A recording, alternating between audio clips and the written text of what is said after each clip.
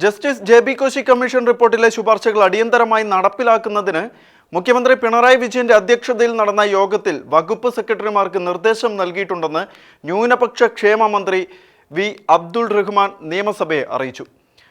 ന്യൂനപക്ഷ ക്ഷേമ വകുപ്പ് നടപ്പിലാക്കേണ്ട കമ്മീഷൻ ശുപാർശകൾ 40 എണ്ണമാണ്. ഇതിൽ 33 എണ്ണം നടപ്പിലാക്കി കഴിഞ്ഞതായും മന്ത്രി വ്യക്തമാക്കി. കേരളത്തിലെ ക്രൈസ്തവ ന്യൂനപക്ഷങ്ങളുടെ വിദ്യാഭ്യാസ, സാമൂഹിക, സാമ്പത്തിക പിന്നോക്കാവസ്ഥ സംബന്ധിച്ച് പഠിക്കാൻ നിയോഗിച്ച ജസ്റ്റിസ് ജെ.ബി. കോശി കമ്മീഷൻ റിപ്പോർട്ടിലെ ശുപാർശകൾ നടപ്പിലാക്കുന്നതിനായി സർക്കാർ സ്വീകരിച്ച നടപടികളുടെ വിശദാംശങ്ങൾ തേടി സെബാസ്റ്റ്യൻ കുളത്തുങ്കൽ ഉന്നയിച്ച ചോദ്യത്തിന് നിയമസഭയിൽ മറുപടി പറയുകയായിരുന്നു ന്യൂനപക്ഷ ക്ഷേമ വകുപ്പ് മന്ത്രി വി. അബ്ദുൾ റഹ്മാൻ.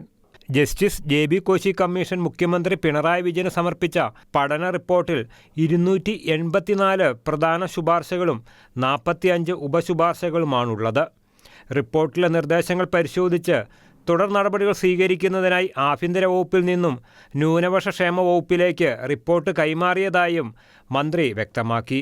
റിപ്പോർട്ടിലെ ശുപാർശകൾ അടിയന്തരമായി നടപ്പാക്കുന്നതിന് 2026 ജനുവരി 6 മുഖ്യമന്ത്രിയുടെ അധ്യക്ഷതയിൽ നടന്ന യോഗത്തിൽ വകുപ്പ് സെക്രട്ടറിമാർക്ക് മുഖ്യമന്ത്രി നിർദ്ദേശം നൽകുകയും ചെയ്തിട്ടുണ്ട്.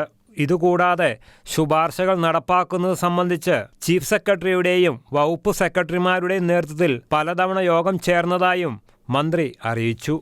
കമ്മീഷൻ റിപ്പോർട്ടിലെ ശുപാർശകൾ 37 വകുപ്പുകൾ മുഖേന നടപ്പിലാക്കേണ്ടവയാണ്.